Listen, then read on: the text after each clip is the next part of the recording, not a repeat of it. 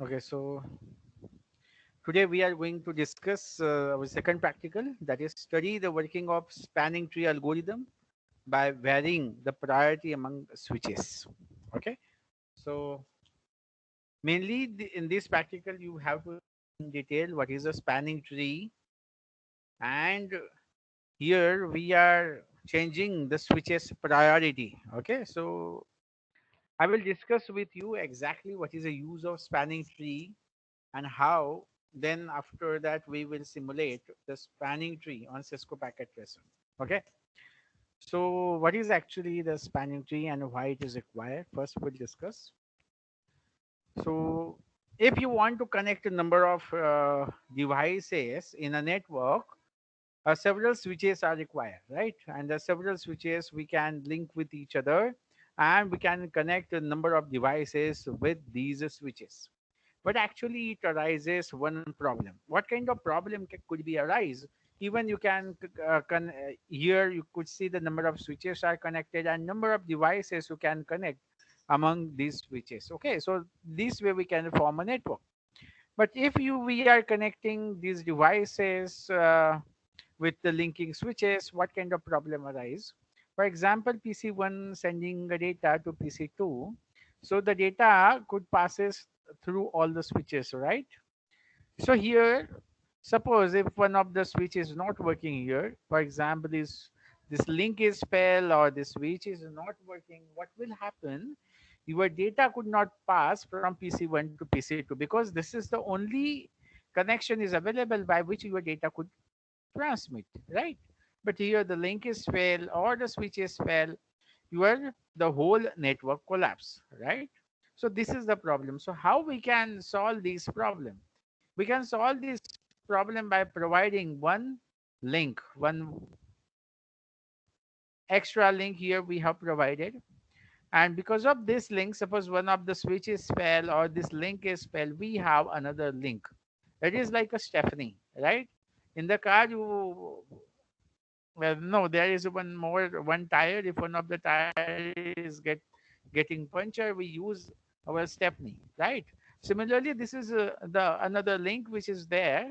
If one of the link is fell or the switch is fell, we can use this another link for the data transmission, and by this way, actually, our network will not collapse, right? So we got the solution. But what is the problem with this?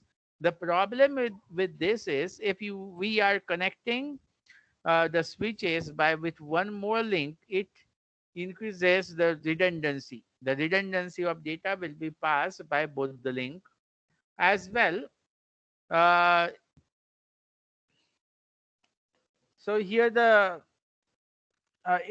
we are getting this solution with one kind of problem.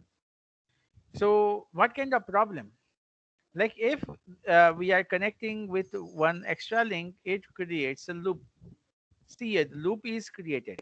And while we are creating a network, we are forming a network, we have to take care no loop should be created while we are designing a network, right?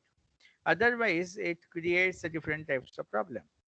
So mainly the repeated data transmission or the inconsistent updation of s- switch tables, right? Or because of the broadcast storms.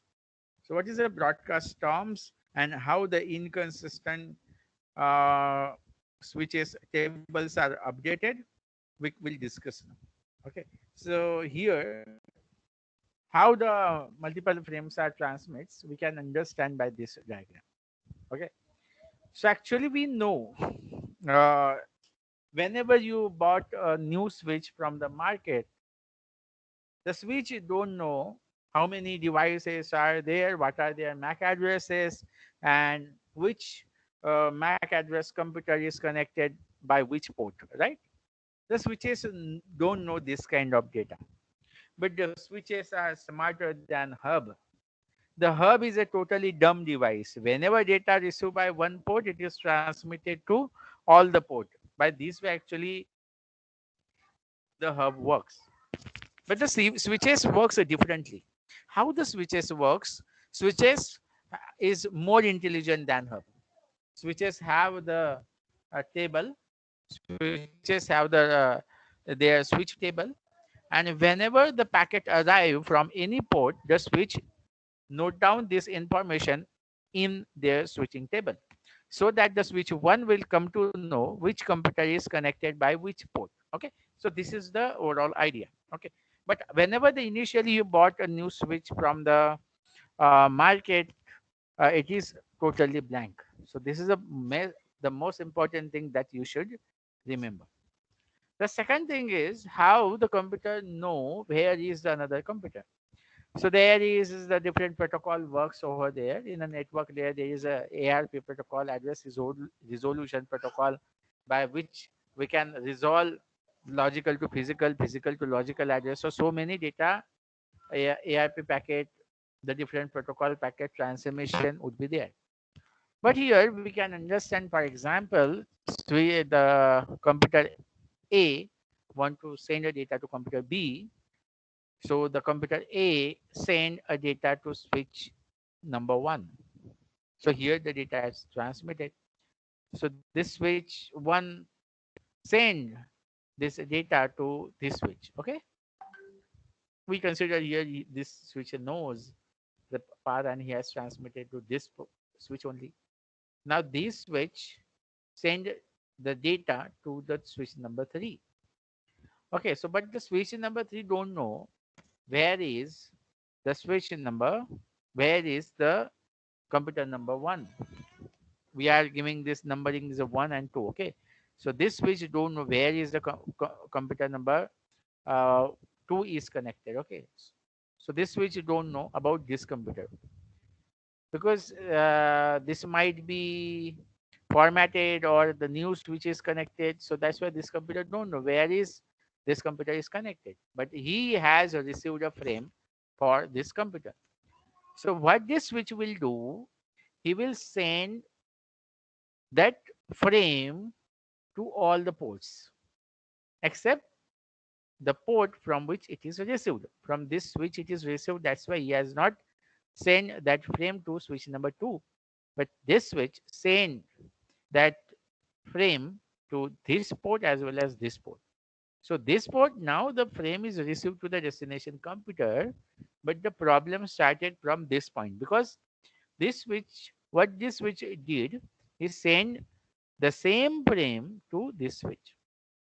Now this switch updated his table and sent this same frame to the next port. Now what this switch is thinking, now this computer is connected with this switch. That's why this switch is sending frame to me, right?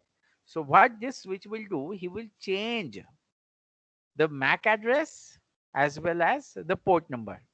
Earlier it was connected with the port number 3. Now this time port number 2, he received a frame from the port number 2. So and with the frame which is sent by this computer, because how this frame is received to this switch, through this rotation, right? And then what this switch will do, again this switch send the same frame to this switch, right? And this switch, and again so and so forth, right? The frame is rotating in the loop. So what kind of different problem arises here? So many frames are moving into the network. So it is actually we are wasting our bandwidth, because many frames are moving into the network. As well, the switches have updated wrong information in their table. Are you getting or not? The switches updated wrong information in their switching table, and because of that, the unnecessary frames increases into the network, and the switches getting confused. Like here, this switch is thinking like device A is connected with the port number 1, or port number 2, or port number 3, because the frame is moving in between a loop, because this frame is getting through this device, as well as this device send the frame to this too, because this switch send the same frame to this switch, and this switch send frame to this switch. So again it is getting through this switch. So the same frame which is sent by A, which is getting from the port number 1, port number 2, and port number 3. So this switch is thinking the A is port number 1 or port number 2 or port number 3. So exactly this switch is again confused. It is on port number 1 or port number 2. Again, this switch is getting confused, right? So this A send frame to B, but actually it is moving inside the network. So this problem arises like inconsistent switch tables. The wrong information is there in the switching table. So the packet move in a loop.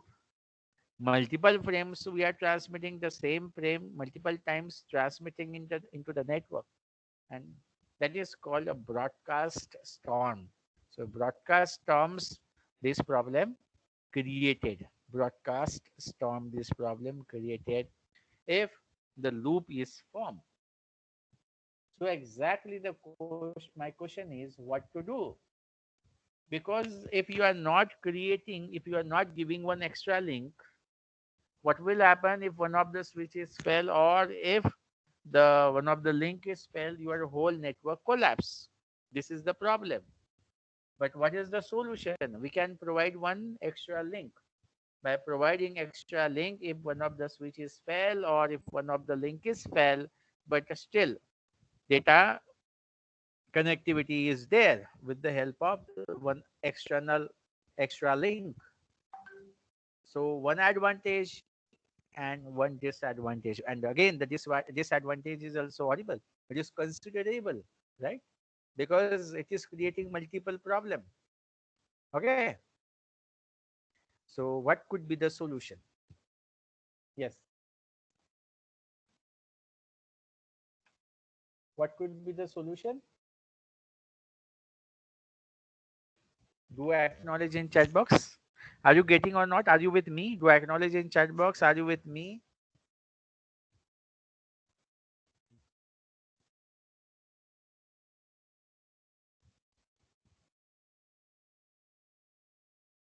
Okay. Do acknowledge in chat box. How many of you are attending sincerely? Do acknowledge in chat box.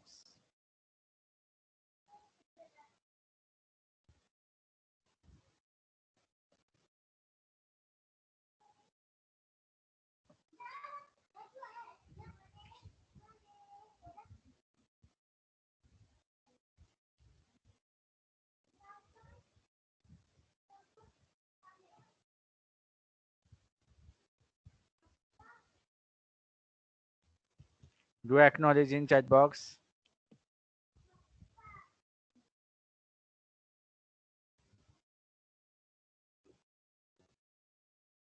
Okay. So what is the solution? The solution is spanning tree. So by the spanning tree, we will get this kind of solution. There need to be just one path at a time, right? So it is not necessary both the path must be activated all the time, right? Only one path must be activated at a time, and redundant path must be shut down, but ready to be open when they are needed, right? So if one of the link is failed or one of the switches fail, immediately the another link will be ready. Okay, so it is ready to open.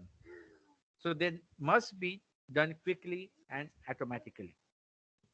So for that purpose, actually we use a spanning tree.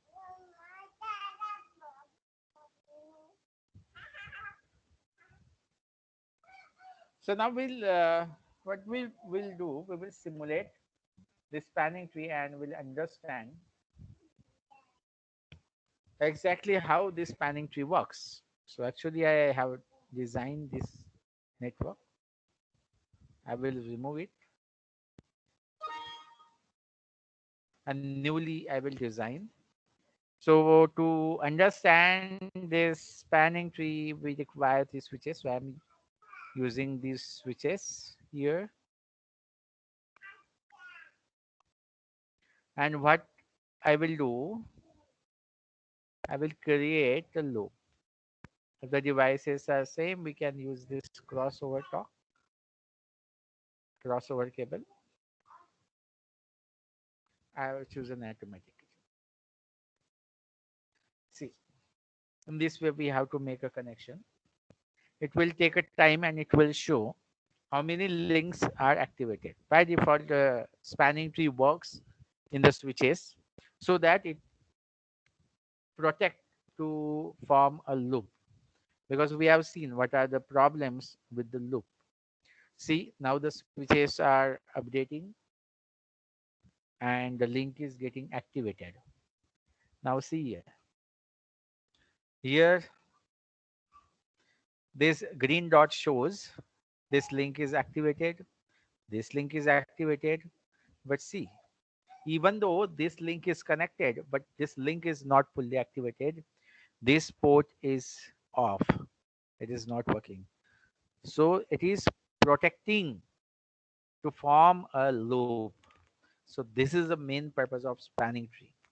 Okay, it is not creating a loop in a network. Okay, so you know what is the functionality of spanning tree.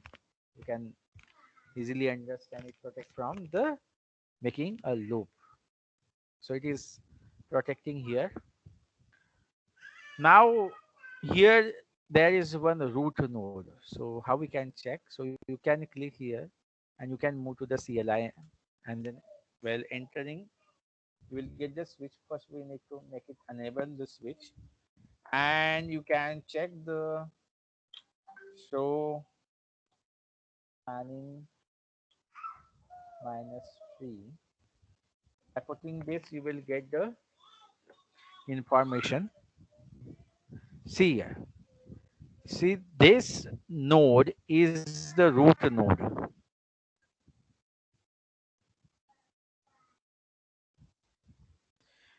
This node is the root node.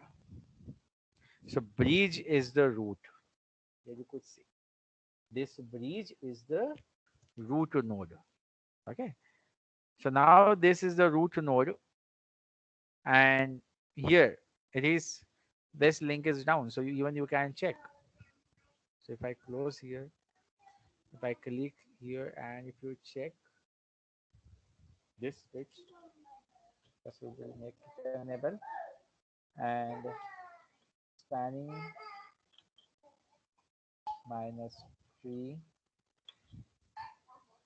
Okay.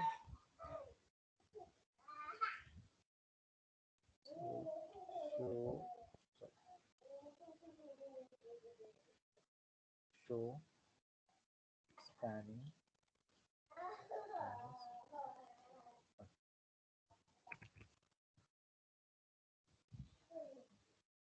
Now for this route, this switch. Now it is not showing like this is a root node,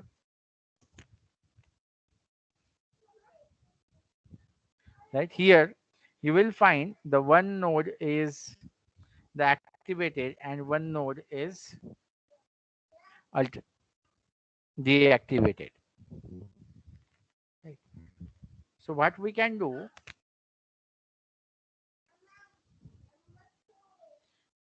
we can make it suppose if this one of the link is fell. Okay, so we want a connectivity. For example, this link is fell. So what do we want? We want to make it this link active. Okay, so what we can do, we can change it. So we need to move into the configuration. In configuration, spanning tree, then VLAN. We are giving a priority. Then the priority here we are setting 4096. Now here the priority is this equal 769. So I'm making change in the priority,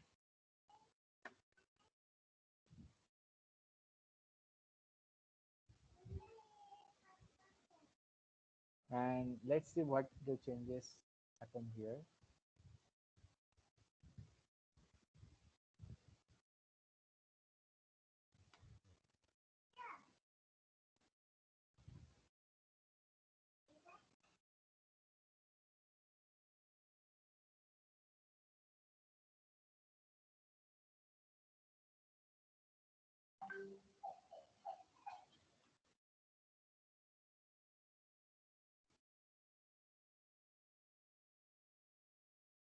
Okay. So even here you could see. Now this bridge is the root node. See here. Now this bridge is root node and it changes, right? Now this way actually we can transmit the data because here we have made it the root node, right? Suppose if you want to make it change, if I want to change the priority, this is our practical, right? By the name you can easily understand what we are doing. Now actually this is not the root node. You can check it, enable it, and then write down so spanning minus 3 and enter. Now here look it. This is not the root node, right? And one port is disabled. One is forwarding to the root node and the alternate is disabled here. So what we can do, now I am making this switch as a root node. So for that, what we have to do first, we have to move into configuration, right? So in configuration, we have to configure it like spanning minus 3 VLAN 1 and priority that we are setting, that is 4090. Okay. Now this is not a root node, but we are making this node as a root node. Okay. Now can exit from this place and we can check it. It will take a time and you will find, see, earlier this link was active now. It is making, now we have made it root node, so you will find this node will be active. See, right? So this is now this switch became a root node, and by this way the connectivity is there, even though this extra link is there, but this link is not active all the time. Now you might have understand what is the purpose of spanning tree, and even now you can check it by making enable and show spanning tree. You will find now this bridge is the root node. So immediately actually we can change it as soon as one of the link is failed or the switch is failed, and at the same time the the two problem that we have discussed earlier, that could be solved. Okay.